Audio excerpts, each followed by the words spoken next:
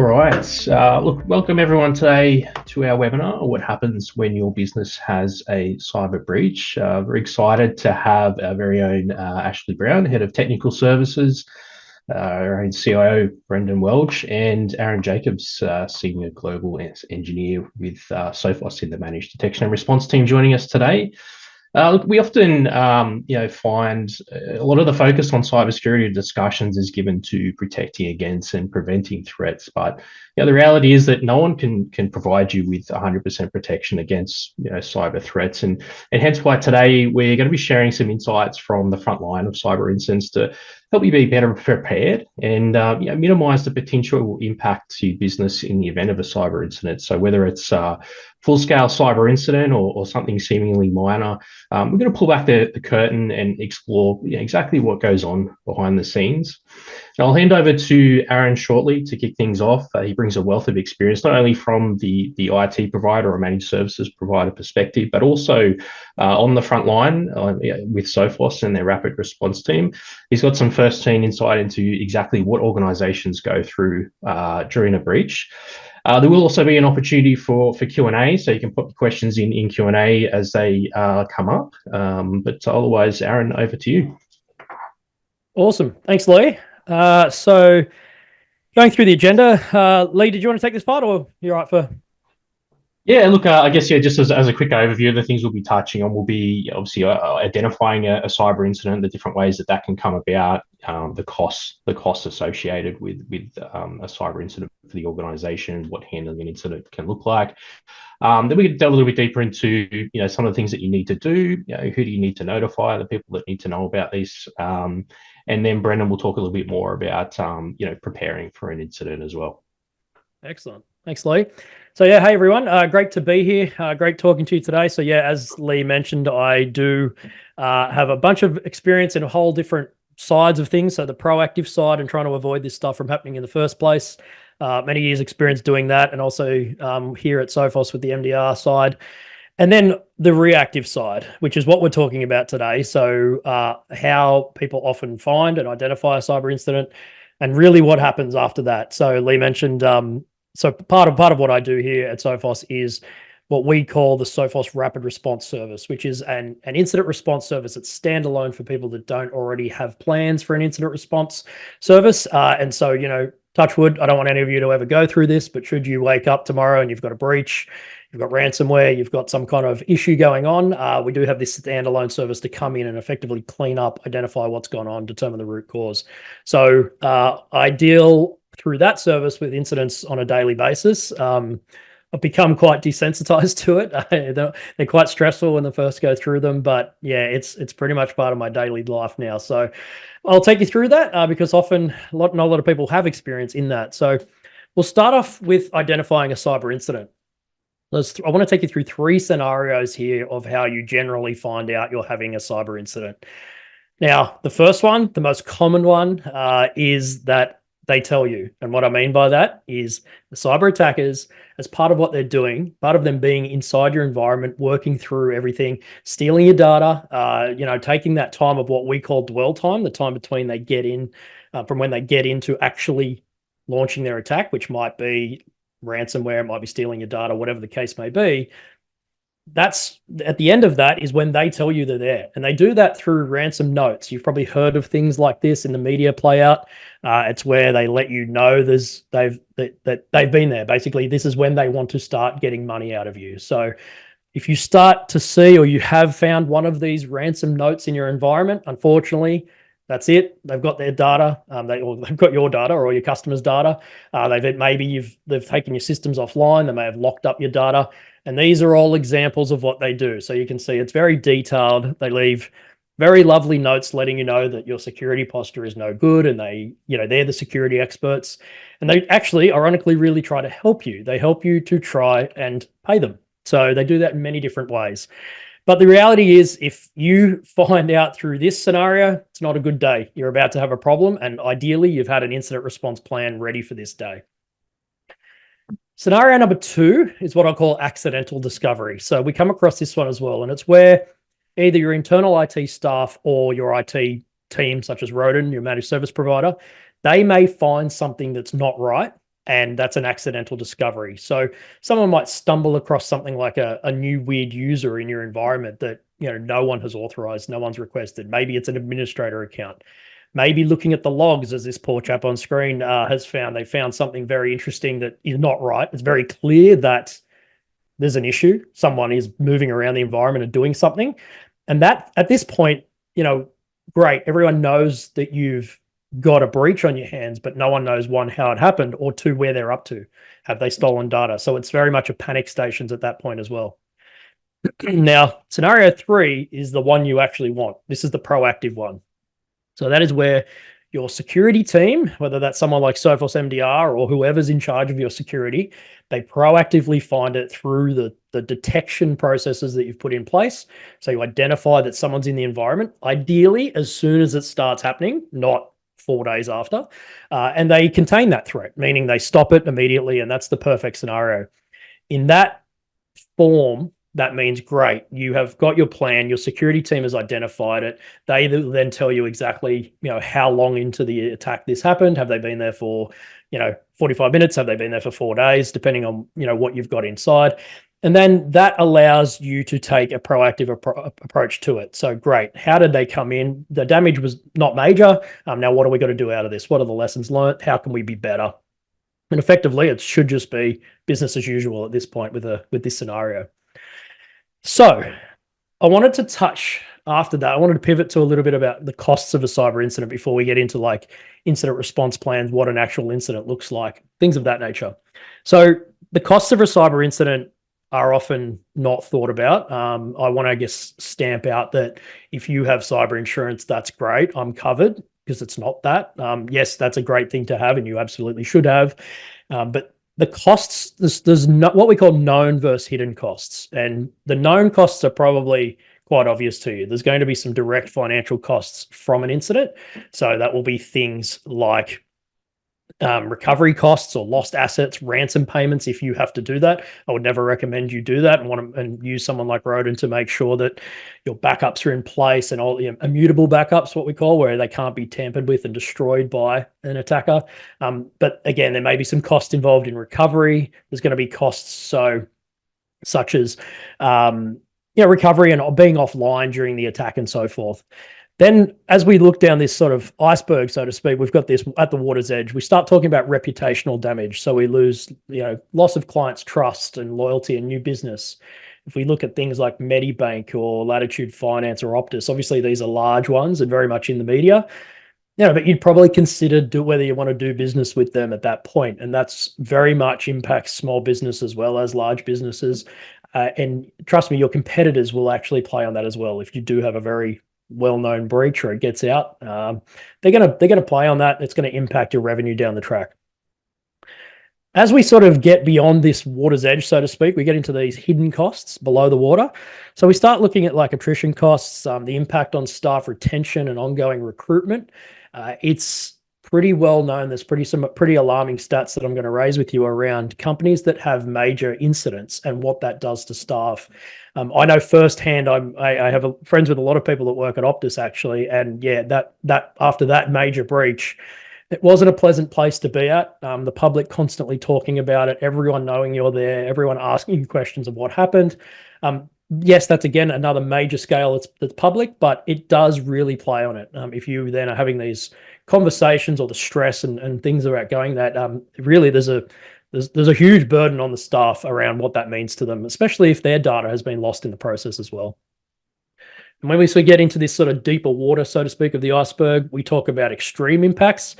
Now, some of these probably are very much not relevant to small business. It may be, depending on your line, but we talk about these are becoming more common. So national security issues, cyber warfare, and loss of human life. Now, what we mean by that is if you have a contract to potentially the defense or a government agency, attackers may target you, or just because they got into you, they may realize that and use you as a pivot point. So that can suddenly really lead into some major risks. And we've been involved in some sort of nation state attacks as well at Sophos here, where certain countries are attacking other businesses that are working for other governments and things of that nature. And they're using them as a stepping stone, and the liability and all of that becomes a real problem. Now, when I talk about the direct financial costs, they're high. Now, we talk about 54% of C-level executives, they rank those recovery costs as being the biggest financial impact post-breach. So about half, just over half of companies say that the direct recovery costs from the incident were the biggest financial impact, which is interesting. And it's something, again, you can plan for, and you can minimize those costs through a number of different ways. And we'll talk about that today. But when we talk about reputational damage, we sort of get into this 41% of CISOs and C-levels. So not quite half, but very close to it, is reputational damage being one of the biggest costs to their business following an attack. So, and then we talk about 34% of them agreed that loss of clientele was a significant cost as well. So losing future business from existing customers, that's a real possibility if there's a confidential data breach. So if we think of your business and you think of the data that you hold about your customers, whether that's intellectual property, whether that's just financial records of their addresses, sorry, not financial records, addresses, or whether it is financial records, you have data about your clients in one way or another. And depending on what is taken is what's going to suddenly, impact your clients and make them think twice about what you're doing from a security perspective, especially if you have told them that you're taking measures and then turns out you're not. That's a major problem. You will see that some here, and this is not Sophos data, I guess I should call out. This is from a different report, but some clients may feel forced to terminate contracts early if it's considered severe enough. So that would then result on immediate impact on that revenue, and they would probably be in their rights to do so. Now, coming back to attrition rates and staff, so over half of office workers would reconsider working for a business that has recently experienced a cyber breach. Definitely my experience with friends that have been involved in some of these major ones. I think literally every single person I know at Optus considered whether they wanted to consider working there. And I would say probably about half, maybe a touch less, actually don't work there anymore. So the stats from this research actually line up with my personal experience. Again, not something that you want to be involved in. Now, more than 1 in 2 C-level executives say they've been breached in the last 12 months alone, but most of the office workers are actually unaware. Only 40% from this research believe that their organization had been breached. Now, that leads to some very interesting concepts. Being breached is one thing, but then keeping your staff in the dark about it, that's a whole nother ballgame. If you're sort of hiding the fact that's happened, it's not going to exactly work out well for you if that comes out later down the track that you've been lying to staff about potential data loss, or worse, clients, and how your staff feel about that. So all of these things are a problem. Now, I want to get on to, I guess, handling a cyber incident, what actually happens during the cyber incident, how it all plays out. Now, this is probably no surprise to you, but it's a stressful time. I'm going to put that straight out there. Part of what I do is I'm a first responder to incidents for customers that don't sort of have any proactive approach. And what that means is I am half emotional support counselor, half incident responder, as in I'm often talking to people on the worst professional days of their lives, and they're very stressed. They don't know who to turn to. They don't know what's gone on. There's a lot of immediate concerns and a lot of questions that come out. And this is where it's chaotic, right? If your business is down, you have business owners and stakeholders that are all they want to know about is when the business is back online. But it's a lot more tricky than that. Yes, you have backups, you have restoration, but again, what data's been stolen, things of that nature. So let's just talk about some of the immediate concerns. So firstly, what do we do? That's literally the first thing that I get asked all the time. What do we do? Now, again, we've got pathways forward and we can help people through that, but what do we do? Who do we need to notify? Like, who do we need to tell? This has happened. Like, do I need to notify the government? Do I need to notify clients? Like, what do I need to do? All of these frantic panic sort of reactions are coming out at the start. And then once someone does know that they need to notify someone, it's, well, how do I notify them? Maybe the email system's down, or how do I notify the government? Where do I turn? All of these things come into play. How long will we be offline? That's like probably, and I'm sure Ashley can attest to this, and definitely I can over the years as well. Like, if someone's offline, the first thing they want to know is, how long will I be offline? When can I get back to my business, recovering and using the business and generating revenue again? All of these things are critical. How did this happen? Pretty obvious one, but that's a big question that comes up. And if people are asking that immediately, it means they haven't planned for this, because as part of your planning, you can understand that that's not something that's going to be known straight away. It requires an investigation, and sometimes that's far more complex than just immediate action of saying this is what happened. And then, of course, the big one, what data was stolen? So that's one that comes up and it needs to be investigated. It's one thing to restore your businesses immediately and get you back online, but if you destroy the data in the process, then how do you know what data was stolen? So while, yes, you need to get the business online quickly, erasing evidence and then never figuring out what happened is arguably worse. And definitely when we get into the insurance side of things and legals, that's a massive problem. So how much will this cost? That's another one that I get. And sometimes that's extremely hard to say at the start, as we just broke down through the costs.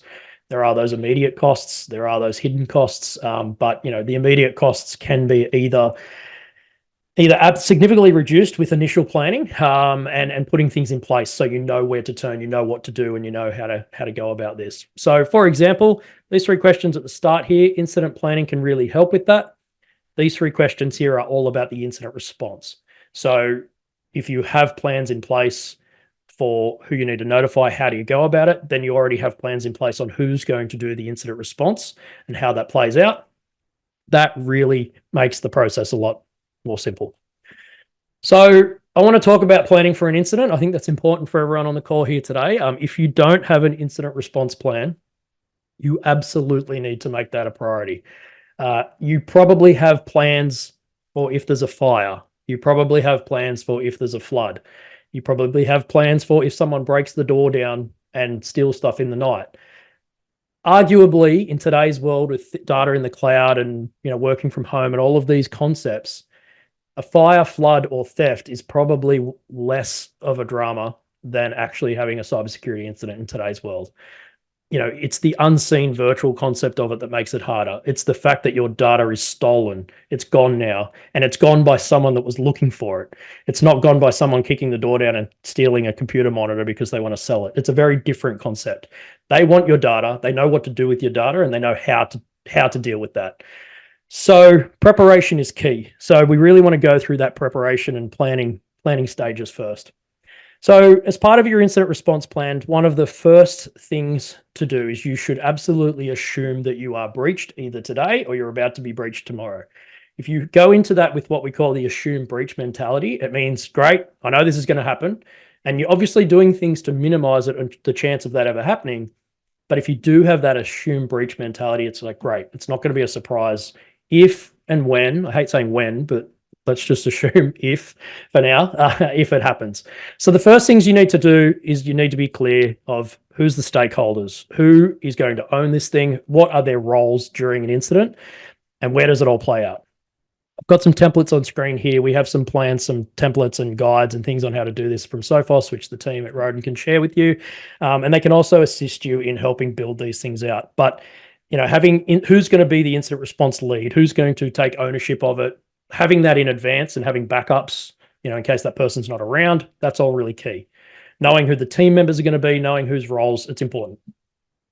External parties, that's a big one. So knowing who's going to own the incident response, knowing the police or who's in charge of data protection or cyber insurance, or obviously your IT service provider, who's the system admin if you have an internal one, or whether it's Rodin in that regard.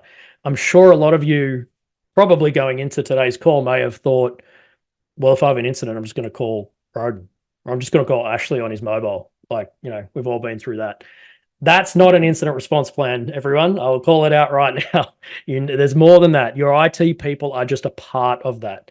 The business stakeholders are really, really key to all of this, and having your external parties, documented numbers, how to contact them, when to contact them, we'll get onto that, is just as critical as everything else. And then, of course, then having other departments, so legals, governments, HR, all of these different things around that are critical as well.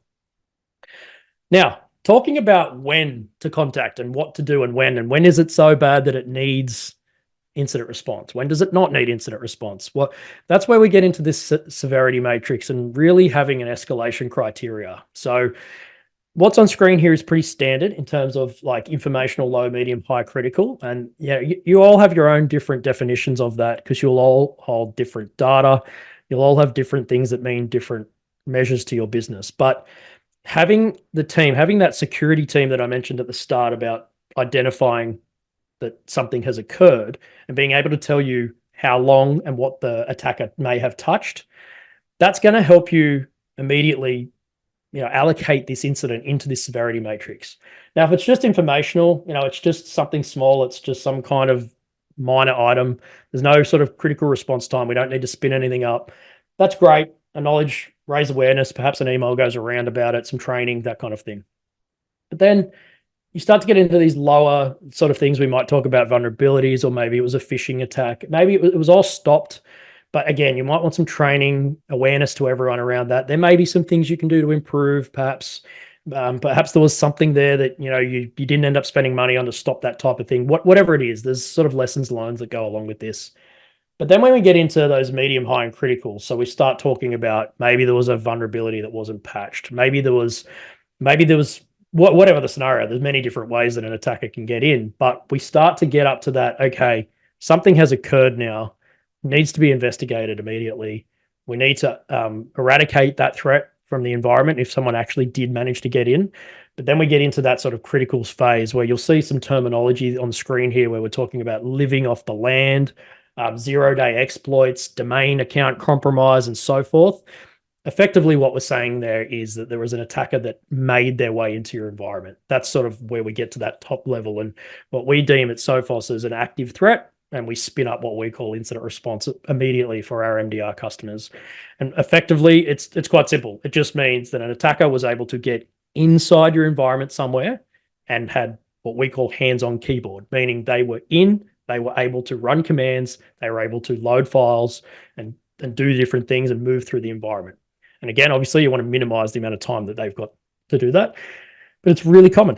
It's very, very common, this stuff. That's what they do. That's what they're trying to do. So outside of that planning, we sort of get into this incident response phase. So if we look at this, this is where we're in this circle now, the bottom part of that circle, outside of preparation. And now something's happened. So we need to identify it, contain, eradicate the threat, recover from the threat, and then understand those lessons learned. It's really, really important. So I want to take you through each of those steps. So for example, who's responsible during this sort of identification phase? So I've put SecOps there, short for security operations. Going back to those three types that I mentioned at the start, the three ways to identify something. Obviously, you don't want it to be the ransomware note. You don't want the attackers to let you know and identify it that way. You don't want to do it by accident. You absolutely want the security team, whoever that is, whether it's internal staff, an external party like ourselves, whatever. You want that team to identify it and then be able to tell you the severity of that. As we move into the containment phase, what we mean by containment is, okay, threat is here. We need to stop it immediately. That's the containment. We need to shut this thing down. We need to kill whatever method they've got in through, whatever it is. That's a combination of your SecOps team. So using the scenario that Sophos is a SecOps team, that's us identifying and us assisting with the containment, as well as your IT team, like Rodin. So we will work with Rodin in those regards, helping to contain. So Ashley, you've probably got examples, real world examples, but the scenarios there, some from my side, it would be things like we're going to, if we have to, we'll isolate servers and systems immediately if it's that bad.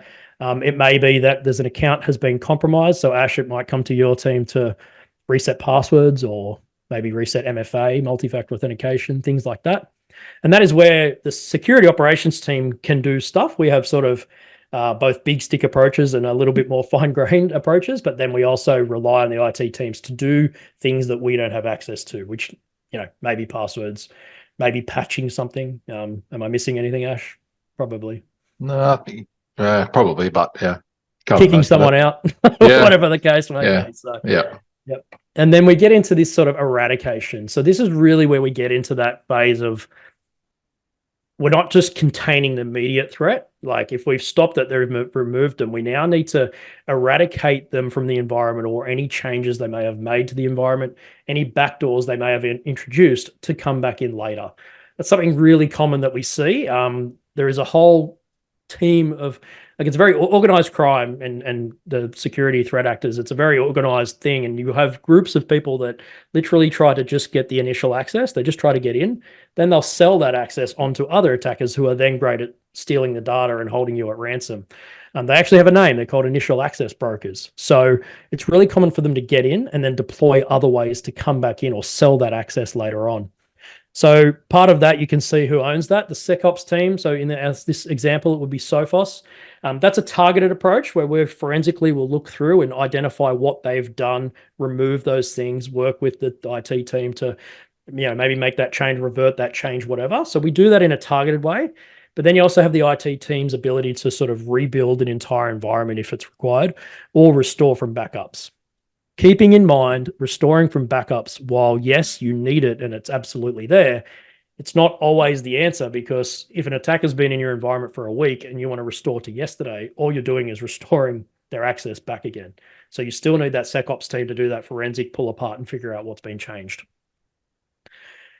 Then we get into recovery. So recovery is more than just about IT. And you'll see here that I've mentioned the IT teams and the business stakeholders. So recovery, depending on the severity of the incident, you might have IT teams restoring things. You might have the SecOps teams doing that eradication. But then you need to recover from, customer communication, or maybe it is the recovery when we're talking about legal and insurance or notifying governments, things of that nature. That's really where that recovery comes in place. So there's quite a few things involved in that, but it really is just picture yourself in the scenario and say, okay, all of our client data was stolen. Just think to the Optuses or the Medibanks or the whatevers. All of our client data was stolen. Our systems were offline. IT have restored, but that data's still out there and someone's holding us at ransom. Do we pay? Do we not? What do we do? That's that recovery phase. So business stakeholders and planning are very, very key throughout that phase. And then finally, lessons learned. So when we're all said and done, what are we doing about it? It's not okay to have an incident and then just wipe your hands. The IT teams took care of it. Systems back online. Great, let's get on with it and let's pretend it never happened. That's not okay. Lessons learned are really, really important. You do need to sit down and understand, how did it get in? And yes, there'll be an IT component to that, but what could you have done better? What investments can you make to avoid this whole drama that has just played out, to avoid it from ever happening again, closing that hole, putting in some proactive security measures, whatever the case may be. Sure, you're working with the IT teams, but it's very much the business stakeholders who are responsible at this point to, sign the PO or change the process or whatever was wrong about that situation. All right. Ash, I think I'm going to throw to you at this point. Is it Ash? Yep. Yep. It's me next. Thanks, Aaron. I'm very insightful as always. Hello to everyone. Obviously, many of you already know me. I'm Ashley, head of our technical services at Rodin. Having worked on, I guess, several cyber incidents, some with Aaron, some not. It really highlights the importance of having adequate, planning for an incident. So, thanks for that, Aaron. Today, I'll be discussing cyber insurance, what that process can look like from our experience, and some tips, as well as discussing notifiable breaches. So let's dive in. The first question we see come up often with regards to cyber insurance is whether to notify or not notify. What incident, is, requires you, or should you notify your cyber insurance? It's not typical for businesses to be thinking about informing their cyber insurance when they're in the middle of an incident. Focus is usually on mitigating loss, damage control, recovery, ensuring safe staff safety, things like that. Some assumptions, we've seen people make in terms of the impacts with insurance is that, notifying your cyber insurance will increase your premiums. Most insurance providers, would only consider a premium increase if that notification resulted in a claim. So that would all, depend on the severity, I guess. And the other one is that notification is optional. This one, unfortunately, is another myth and dangerously misunderstood. In many cases, failure to notify can actually compromise your cover. So most policies do state that you must notify and make your insurer aware, and you could waive your right, to make a claim in the future if you don't. So, which Ash is probably fair to say it's very similar to any other insurance, right? You've had a car accident, don't notify them, 6 months later decide to make a claim. No good, right? No good. Exactly. Yep. Bang on. I did want to stop for a moment here and kind of tie that back to what Aaron was discussing regarding the planning and the severity, identifying, the severity of an incident and planning for an incident. It's no good dealing with that afterwards. I've been in that before, and it's not a nice place to be, as Aaron has. Not every incident may warrant notifying your cyber insurer, so it's obviously important to make sure that you are planning appropriately, and obviously speaking to your legal team and things like that as well, so which Aaron touched on. Next, again, is just from our experience, what can happen post cyber incident, engaging with your cyber insurance and what that might look like. So usually the insurance company will conduct its own investigation into the incident, and that could involve working with yourselves as the policyholder, your IT team, or us as your MSP, or your IT provider, forensic experts, and other incident response parties to gain or gather the evidence and assess the extent of the damage. It's obviously, and Aaron touched on this before, it's crucial that everyone involved in the incident documents all aspects of the incident. So that's including a timeline, the affected systems, the data that's potentially been compromised, and any remediation efforts as well. I think Aaron touched on as well, just restoring from backup. Yeah, sweet, we're back up and running, but you may have wiped away evidence, which the insurer will definitely need. So, and my last point, some insurers, depending on the incident, may engage their own incident response. And our experience has been that can typically take weeks for that incident response to actually be engaged. So, which is quite slow when you're suffering an active incident or a breach. So, what we discussed earlier about the importance of detecting things early, making sure you've got a team watching things 24/7 and responding appropriately, and then obviously planning is critical for that. So, yeah, Ash, just to add, mate, I've seen firsthand, I've been involved in, and I guess in a way this is like trying to protect Rodin, but I've been involved in an incident firsthand, where the incident occurred, and I very much encouraged the MSP in question, Australian MSP, to not restore and wipe out what had been hacked. And unfortunately, the customer was very adamant about doing that. They had nowhere to restore their systems to without wiping out, the hardware or whatever it was, Ash, was their capacity. They had nowhere to turn, so they deleted what had been encrypted and deleted along with it all of the evidence and logs, and then restored to that box. Now, he was doing that to get the customer back online. About a week later, I had the insurance company call me and trying to hold Sophos liable, stating that we recommended he take that action, and they were going to try and hold us liable for deleting evidence. Now, fortunately, I record all those calls for legal purposes. It's the first time I've ever had to use that, but we were able to very much clearly point out that it wasn't us. We actually suggested against doing that. And the insurance company turned their focus onto the MSP, and they were actually going for them for damages and things of that nature. So I'm calling it out because that would be a horrible position to be in. I don't think anyone wants an insurance company coming after them for deleting evidence and things of that nature. So yeah, I'm calling that out so everyone's aware. That's, if Rodin do say to you at a point, hang on, we need to do some stuff here, it's for good reason. So awesome. Thanks. All right, next is notifiable data breaches. In Australia, a notifiable data breach, or NDB, as they're commonly referred to, that was a scheme established by under the Privacy Act, and that mandates that organisations must notify affected individuals. So that's anyone that's affected by that data breach, and the Australian Information Commissioner. The first question most people have is, what is a notifiable data breach? They basically categorise notifiable breaches into 3 different categories. So the first is unauthorised access or disclosure of personal information. The second is loss of personal information that an organisation holds. And third is that access, disclosure, or loss of that information is likely to result in serious harm to individuals. So again, refer back to Aaron's point. It's important that the business, have adequate incident response planning, determining severity and understanding what data, personal data that they are holding, so they know. If you are suffering or have suffered from a breach, what information has been taken, and obviously work with your legal team, and part of your incident response plan would be determining whether what has happened is a notifiable breach. You can segment that data as well, Ash. So it's often part of your planning is to state, well, this system has, low priority data. It's just names or something like that. It's not enough on its own. It's not enough to be personal identifiable information and cause harm. But getting into a financial system or BSB, bank account details, tax files numbers, that takes on a whole new realm. So identifying that data early is really important. Yeah, for sure. My next point, and I've personally seen some confusion about, with this, people going through an incident, who must comply with the notifiable data breach.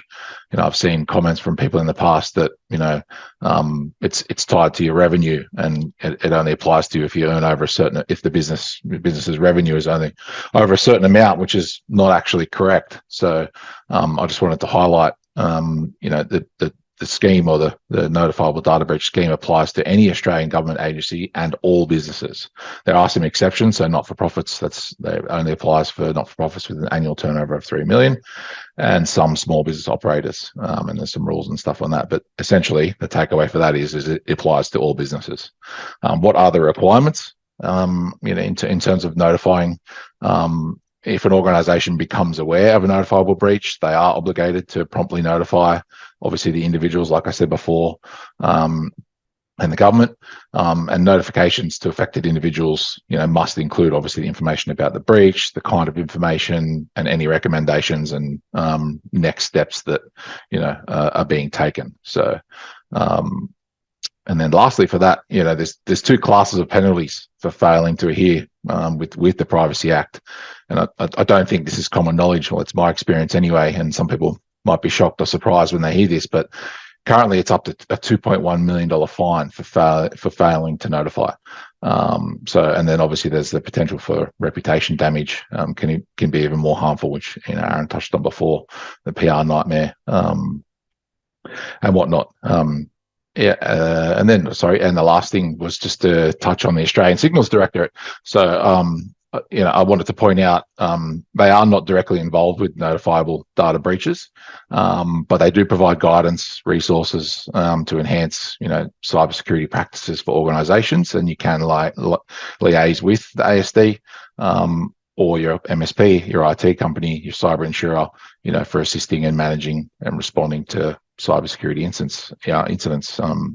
Aaron, did you have anything you wanted to add to that? I think just to reiterate your point, the ASD, if it is a notifiable data breach situation, when you notify them, it's not like they're rolling in the trucks and they're going to help with your incident. You are effectively becoming a statistic. I'll admit, if it's Latitude Finance or Optus or Medibank scale, sure, they're going to help you. But the reality is, I think for everyone on this call, there's no help there other than you reporting in it and to avoid a fine. Ash, those fines you mentioned, I think they're increasing. Maybe I don't know if they're increased yet, but after that whole nightmare that was last year, I have read the legislation's in review to increase. It's quite substantially. 50 million or some percentage of turnover or something. Yeah, it is going to be based on revenue, but it was a substantial increase for everybody. Yeah. So Yes, it was. Yeah, it's because $2 million was a drop in the ocean for some of those large players. So it's going to be much worse. Yeah, for sure. Awesome. Happy to answer any questions at the end, obviously, but obviously I think we'll hand over now to Brendan. He's our VCO who will talk about incident response planning. Take it away, Brendan. Awesome. Thanks, Ash. Thanks, Aaron. Super interesting. Heap in there. Brendan here. Probably a few of you have met me on the call before, but I'm the CRO here. So one of the things that I get involved in is actually doing the end of this, which is creating those plans. And when you need some help to go through that process, walking you through what that can be. So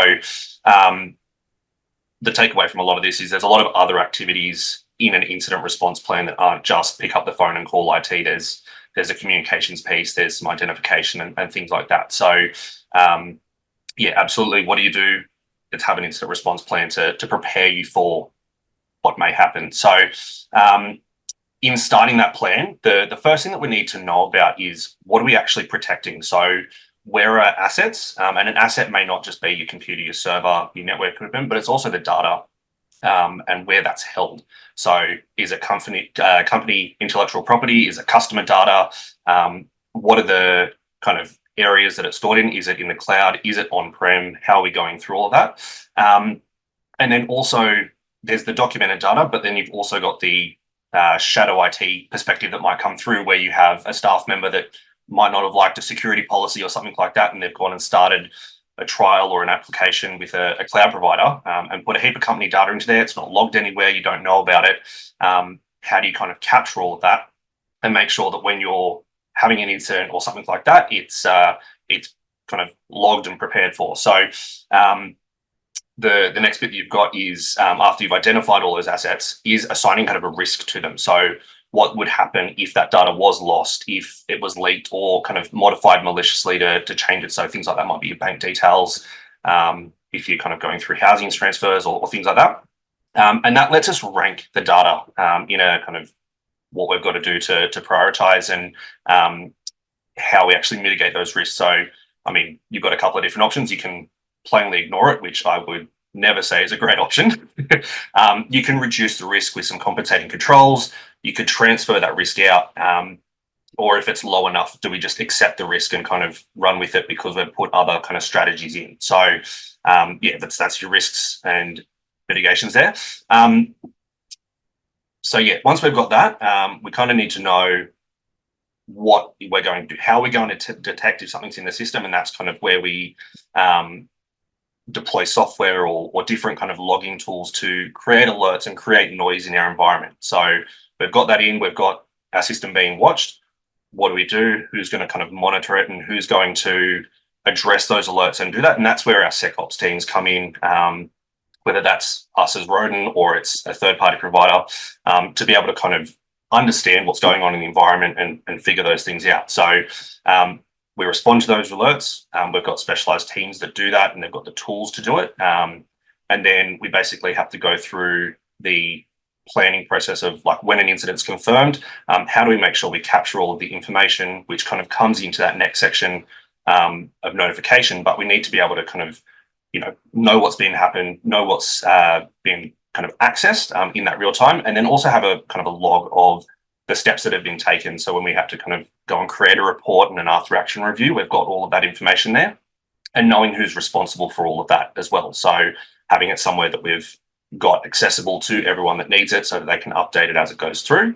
And then that comes into our notification part, which is using all of the data that we've got of where our assets live, who's accessed it, what's actually gone on. That helps us narrow down who we actually need to notify. So that comes back into the level of incident that we might have, and making sure that the right people are notified. We don't end up in a situation where, we're getting penalties or anything like that. So, yeah, all going well. We've been able to identify the data. We've been able to notify everyone, and then go through basically the communications piece and let everyone know what they need to do.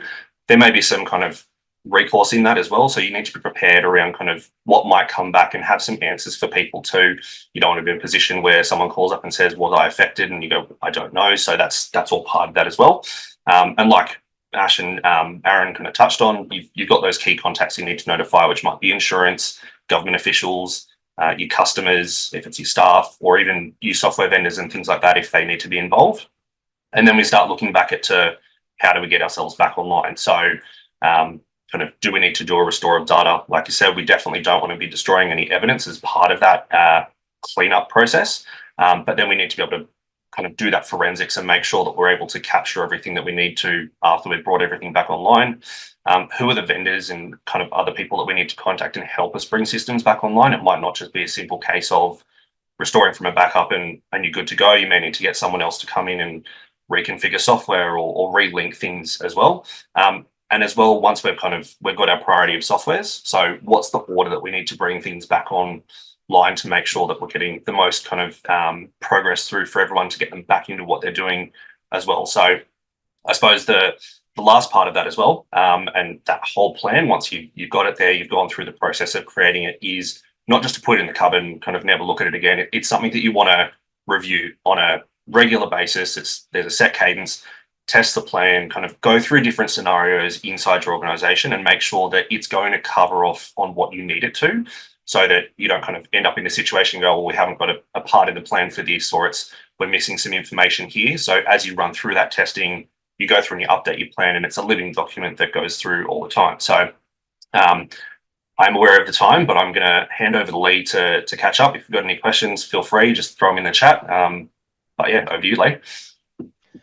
Thanks, Brendan, and thanks, Aaron and Ashley. It's some really insightful stuff there. Particularly for me, it was quite an interesting perspective that you brought, Aaron, when you spoke about not just the direct financial impacts, but also how a cyber incident could impact your ability to recruit and retain talent as well, which is already hard enough, I think, for a lot of us these days.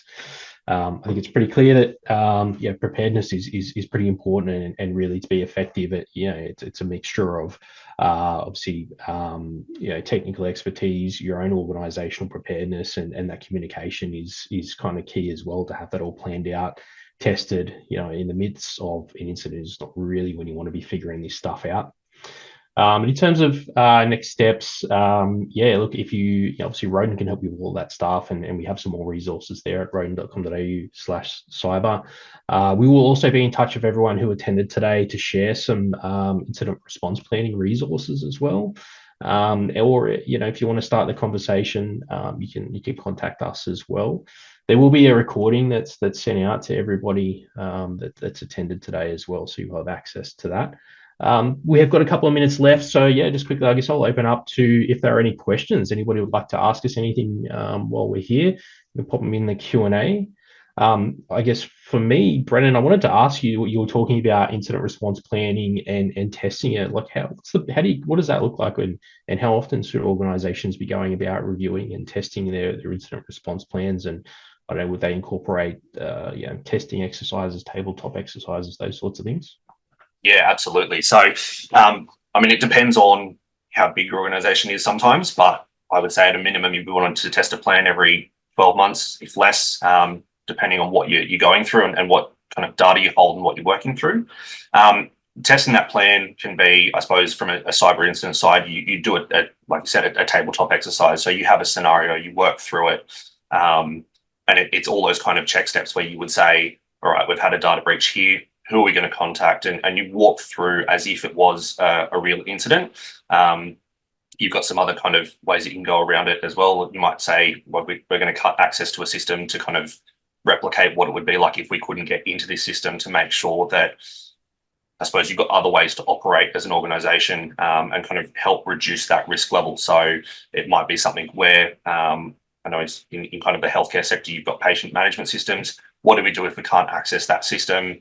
Do we go back to paper? How do we kind of follow through, and what's the recovery from that? So other implications, like you've got this paper asset now. Do you have to store it? How do you re-enter the data? All those kinds of things, just part of that being in the process, but then also just making sure that your plan is going to have the right contact details. It's got the right people in the plan, so that you're notifying the right kind of internal staff and making sure that the teams are aware of what's going on. And then, absolutely, when you get through that, if you've managed to do it from start to finish, and there's been nothing that's kind of come up, great. But as generally what happens, there is some learnings that come through it. So your plan gets updated, it gets recirculated, and sent out to the team. So definitely something that's worth doing and worth going through that exercise. It's just kind of making the time and planning it, which is definitely something that we should be doing. I saw a fantastic tabletop exercise. The first one, they weren't that great. Everyone was figuring out their roles and whatever, pretty much standard. The second one, they came back and they were awesome, right? They were like, yep, this happens. So-and-so, we'll call him David, is going to do this and this and this and this and this, whatever. And it all hinged on David and all these other responsibilities. And then the person running it said, okay, David's not, leave the room. Took him out of the room and then said, go. And they folded. It was hilarious. So, which is awesome part of testing, right? If David's not around, now what? So, and I suppose that's the whole point of having your documentation too. It's not just having it in someone's head, it's having it written down somewhere so that David's out of the room, you can pick it up and go, right, well, they're not here. I'm the next person on that list. It's now my responsibility. Correct, and having that, just the practice and the repetition of it kind of takes the sting out of when you're in that incident. It's not just a run around trying to figure out what's going on. It goes, right, no, we have a process. We have tested this. You just follow it methodically, and you don't make those kind of small slips that just make it a harder process to go through, which, like you said, Aaron, it's generally the worst professional day of someone's career when you're going through this process. So if you can take that sting out, it just helps with that process, having full calm and collected. There's a reason we do fire drills. So yeah, absolutely great. Well, look, thanks very much, guys. We don't have any other questions, but if you do maybe have some questions and you don't feel comfortable asking here, you can definitely reach out to us there on those contact details. Be more than happy to speak further. Otherwise, thanks all for attending. We'll wrap it up there. Thanks, everyone. Thank you. See you, everyone.